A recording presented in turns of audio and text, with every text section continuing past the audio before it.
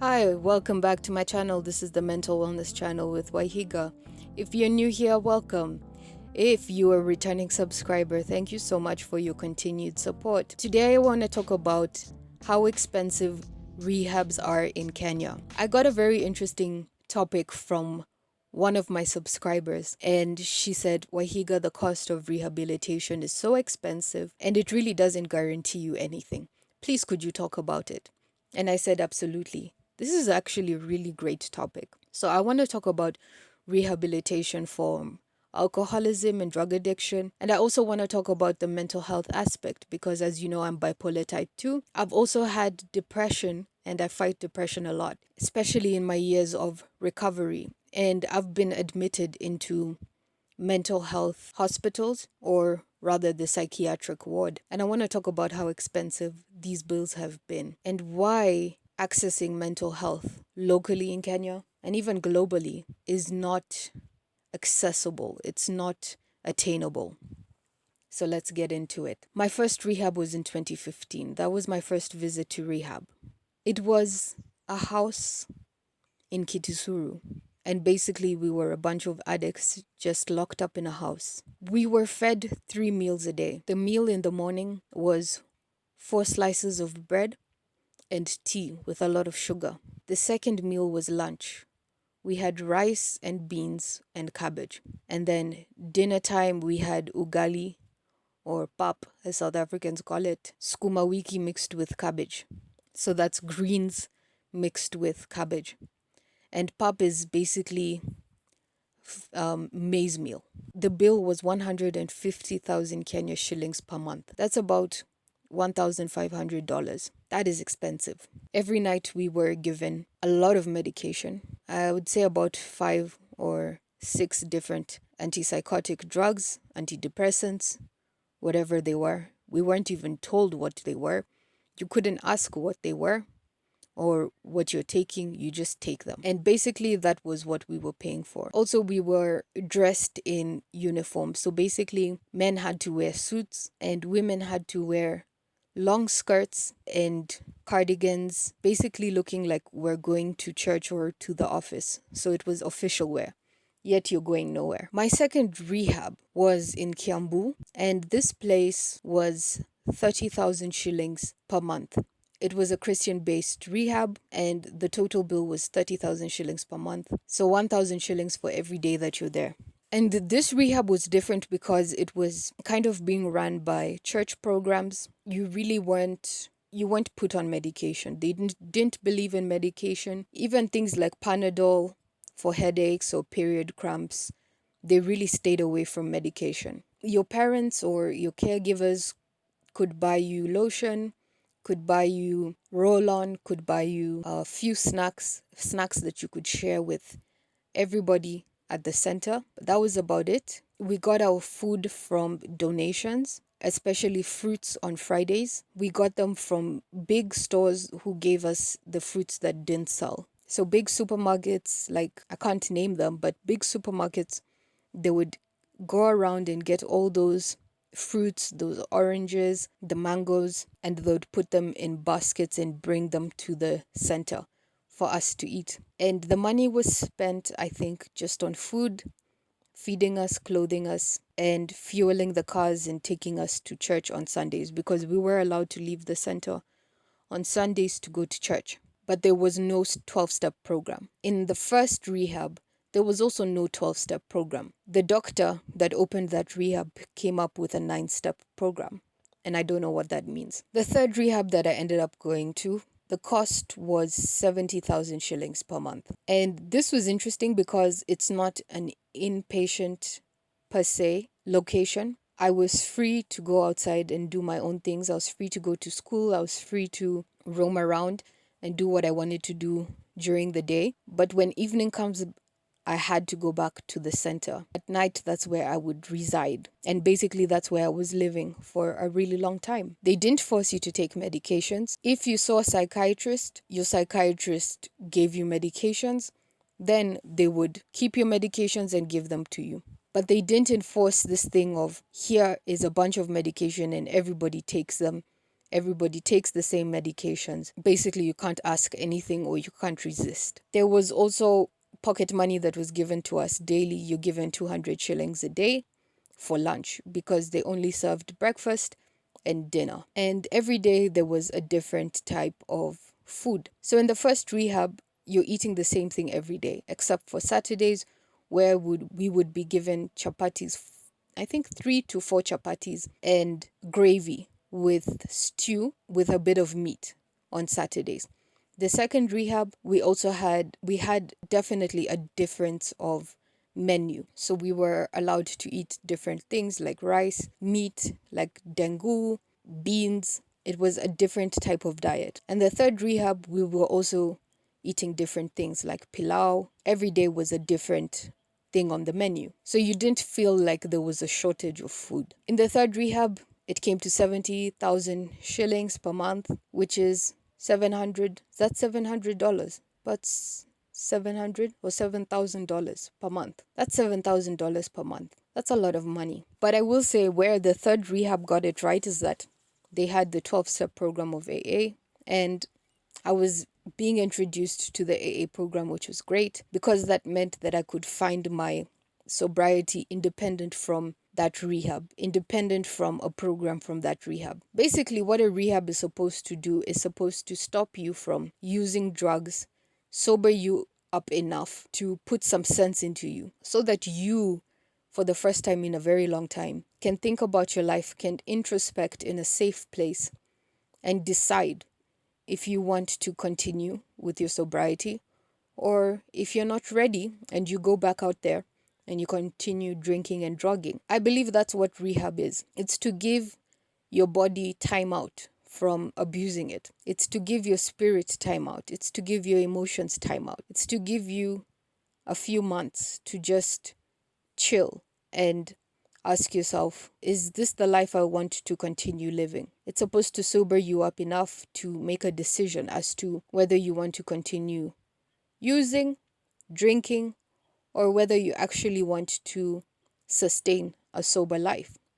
Now, where most rehabs in Kenya get it wrong is that they don't introduce you to a 12-step program, which is the aftercare of stay sober. They don't give you a program of how to stay sober. They basically just give you a bunch of medications. They make their own programs and tell you that this is how you stay sober. But when you go out into the real world and you try to apply those tools and what they've taught you in rehab, it doesn't work. So you fall flat on your face and you feel like a failure because you've really been trying for the months or the days that you've been out of rehab to stay away from the people, places, and things that they tell you about in rehab. But at the same time, you're confused because you still have the craving to drink, you still have the craving to use drugs and alcohol, and you haven't had that spiritual awakening, which means meeting God face to face, which means having God remove the cravings from you. And staying sober is work. Staying sober is a day at a time, and it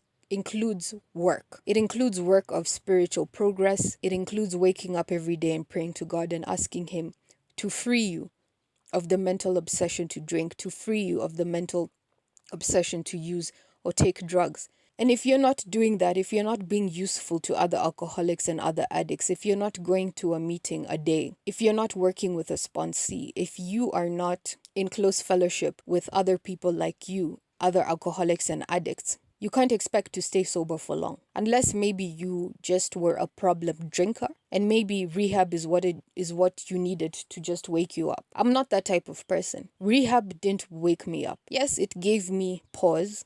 It gave me a chance to feel bad, sober about my life and how many years I had drunk. But what I wanted to do immediately after rehab was to drink some more because I had been told in rehab that you're nothing but a mlevi. I was being treated like a criminal for being an alcoholic. And being an alcoholic is not something criminal. It's just a disease. It's just a disease. And there is a solution.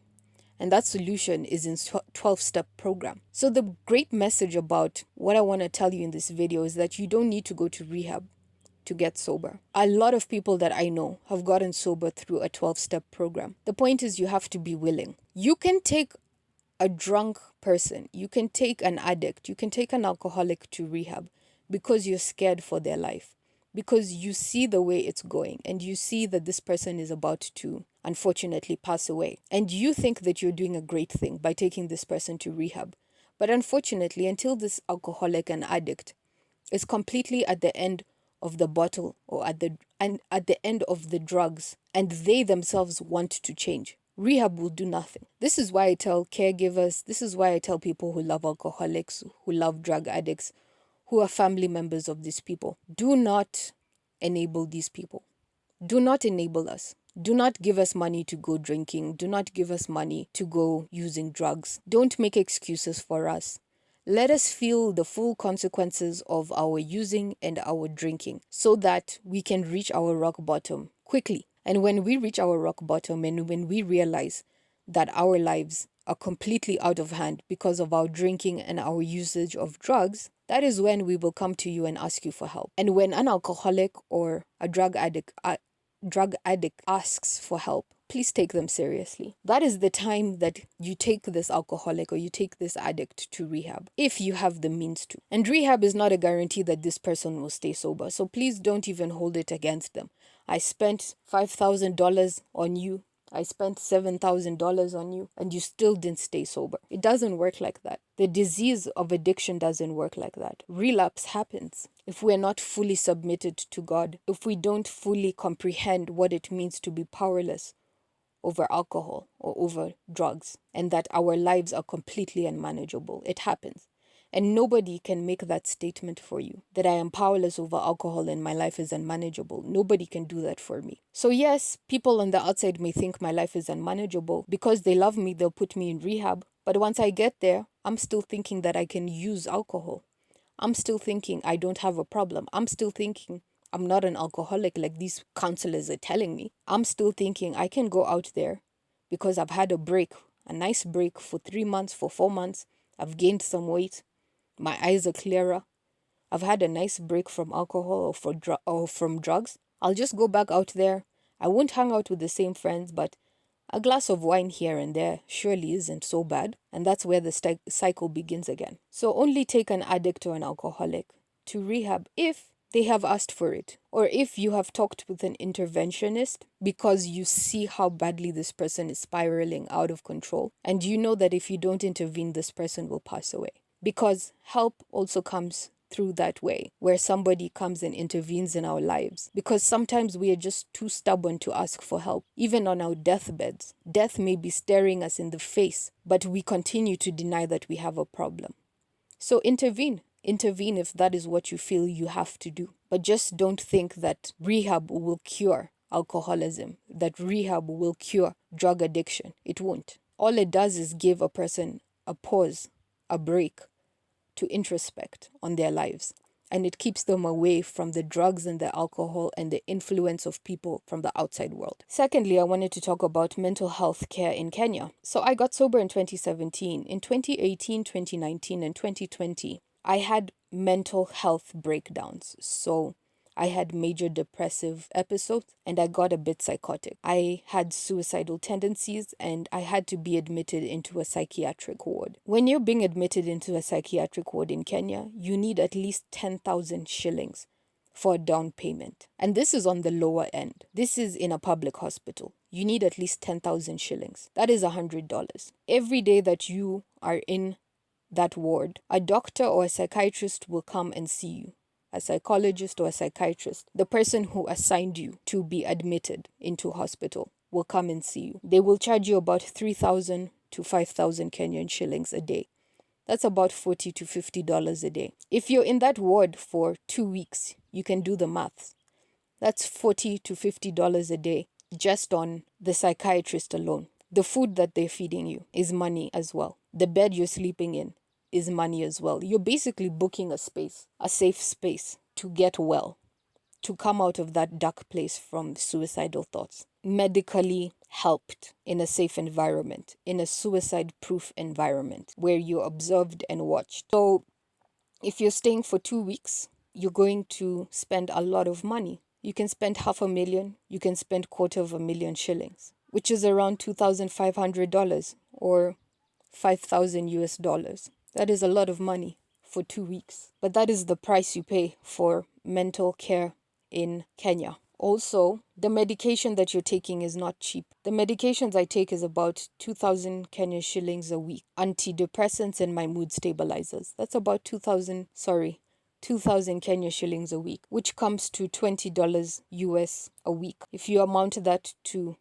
a month and to a year, you can see how expensive that is. And these are not drugs that I take because, I don't know, they're a placebo effect or something. These are drugs that I need more than I need food. Otherwise, I'll start having problems with my depression and suicidal tendencies. The medication that they give you in a psychiatric ward is extremely expensive. They might have to give you injections to sleep because, like for me, when I got into hospital, I hadn't slept in 8 days. So I was given a medication, which was so painful, by the way. I think it had oil in it. And, they inject it into your bum. I slept really well.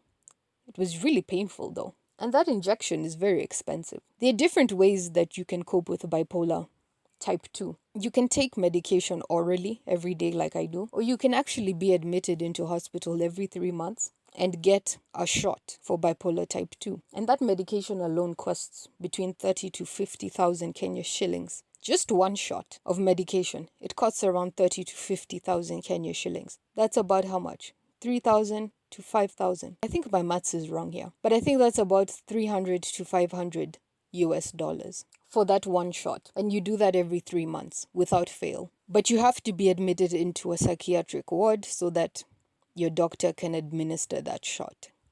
Because you have to be watched, you have to be observed, they have to see that the medication does its thing right. So mental health in Kenya is serious. It's not accessible and it's really hard to get. Not everybody can afford it, which is why I think we have such a huge problem with alcoholism and drug addiction to begin with. I'd like to know what your thoughts are on the very high price you have to pay for rehabilitation and mental health wellness in this country, or in your country, wherever you live in, because I think that this stretches out globally. I'd love to hear what you have to say in the comments.